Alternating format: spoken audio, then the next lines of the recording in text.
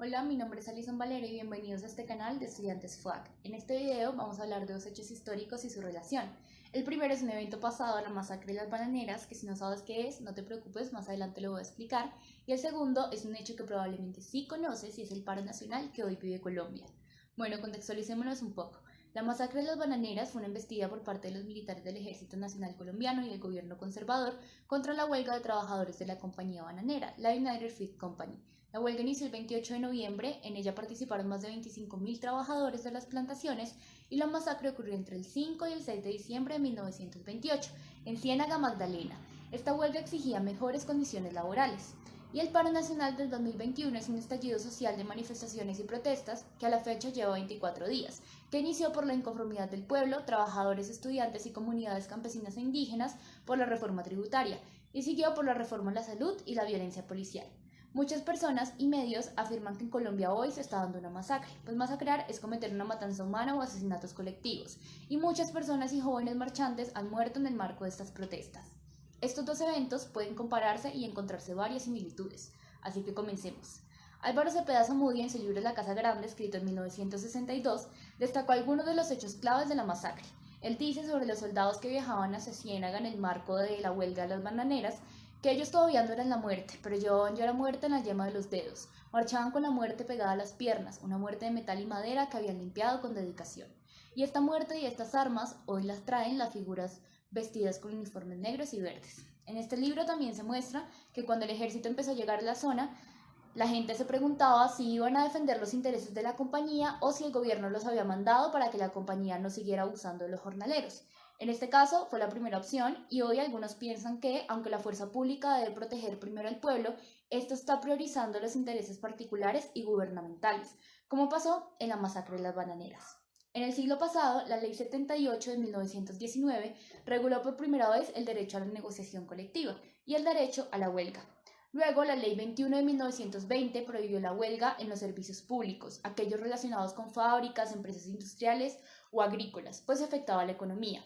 Entonces, la huelga de los trabajadores de la compañía bananera fue declarada ilegal. Cuando ya se habían anunciado las movilizaciones en este 2021, pero aún no iniciaban, el Tribunal de Cundinamarca, por la pandemia del COVID-19, ordenó suspender las marchas, declarando que defendían los derechos a la salud, la vida y la salubridad pública con esta decisión. Entonces, las manifestaciones, si bien no eran ilegales, sí eran improcedentes. También actualmente se han desplegado las fuerzas para evitar los bloqueos en las vías, porque estos representan daños al desarrollo de la economía, como el acto del cese de las actividades de los trabajadores de las bananeras. Además, en ambos hechos se intentó acudir al diálogo. Los huelguistas de 1928 presentaron un pliego de peticiones exigiendo un seguro colectivo obligatorio, habitaciones higiénicas y descanso dominical, además de mejor servicio hospitalario. Mientras hoy, en las conversaciones, los manifestantes piden el fortalecimiento a la salud y a la vacunación masiva, la matrícula cero y el detener las aspersiones de cultivos con glifosato. Además, después de proclamar ilícita la huelga, el gobierno del general Carlos Cortés Vargas establece en 1928 que los huelguistas demuestran un pavoroso estado de ánimo muy conforme con las doctrinas comunistas y anarquistas. Y algunos periodistas y políticos hoy también han usado estos términos para referirse a los manifestantes, sus ideas y la situación actual, como es el caso de la senadora María Fernanda Cabal y Rafael Nieto Loaiza, ex viceministro del Interior y de Justicia. De hecho, podríamos recordar que la senadora aseguró hace un tiempo que la masacre de las bananeras solo era otro mito histórico de la narrativa comunista. También tenemos como referencia el decreto número 4, por el cual se declara cuadrilla de malhechores a los revoltosos e incendiarios de las zonas bananeras. Y en su obra, Cepeda narra la salida del personal de refuerzos hacia la estación con instrucciones terminantes de sofocar el alzamiento de los bandoleros. Mientras hoy, en el debate público, los manifestantes son llamados terroristas, bandidos, vándalos e incluso guerrilleros. En el artículo 3, el decreto afirma: los hombres de la fuerza pública quedan facultados para castigar con las armas a aquellos que se sorprendan en infragante delito. Y esto mismo, que después de pedirlo se volvió realidad, lo exigió el Centro Democrático y su líder, Álvaro Uribe. Él pidió: apoyemos el derecho de soldados y policías de utilizar sus armas para defender su integridad y para defender a las personas y bienes de la acción criminal del terrorismo vandálico. El escritor Cepeda también nos cuenta cómo posiblemente sucedió esta masacre. Nos dice: dispararon desde los vagones, no se bajaron. El tren paró y los soldados dispararon sobre los que estaban en la estación. Los soldados no se bajaron, pero mataron un montón. Y en los últimos días, a través de las redes, se han denunciado casos donde camionetas blancas disparan a los manifestantes. Además, la pregunta de cuántos muertos hubo también es un punto de comparación. Hoy no se sabe si en la masacre de las bananeras murieron 100, como lo decían algunos periódicos, 47, como lo afirmaba el general Cortés, o 5.000, como lo declararon algunos trabajadores. Y hasta el momento tampoco se saben las cifras de cuántas personas han muerto en estos 24 días de paro. La Defensoría del Pueblo dijo hace unos días que 41 civiles y un uniformado habían perdido la vida. La Fiscalía habló de 33 reportes, de los cuales solo 14 tenían relación directa con las protestas, y ONGs como Temblores e Indepaz han dicho que hasta la fecha se han reportado de 43 a 47 personas muertas durante las protestas. En ambos hechos, las causas que iniciaron los enfrentamientos se ven alteradas según el discurso político que las explique.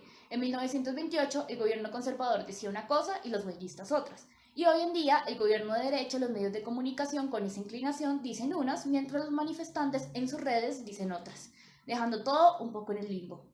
Por ejemplo, en el mismo decreto número 4 de 1928, Cortés denuncia: se sabe que los huelguistas amotinados están cometiendo toda clase de atropellos, que han incendiado varios edificios nacionales y extranjeros, que han saqueado, que han cortado las comunicaciones telegráficas y telefónicas, que han destruido líneas férreas. Desde la mirada del general se pueden pensar que estos hechos son arbitrarios, por crear pánico, pero en otros textos sobre esa misma masacre se dice que estos arrebatos se dieron porque los soldados estaban recogiendo y empacando el banano, o sea, estaban reactivando las actividades de la compañía, así que los trabajadores decidieron sabotear el sabotaje. Hoy día hay esta misma inconsistencia en los hechos y es difícil saber quién tiró la primera piedra o bala en este caso.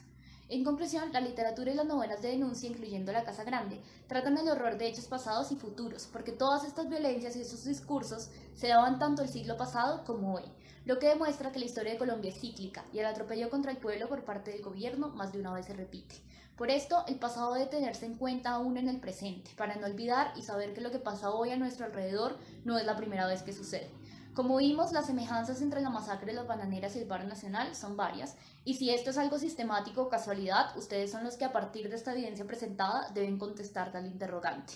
Para irme quiero dejarles una reflexión literaria de lo que aquí expusimos. Quizás a futuro este video sirva también de memoria como hoy lo hace La Casa Grande de Álvaro Cepeda Zamudio.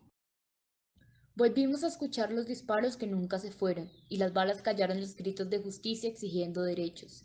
Se ha querido volver a justificar la matanza, y aunque hoy los trenes son tanquetas de agua, pido que el pueblo no olvide, esta vez, lo que el gobierno nos hace para mantener el poder.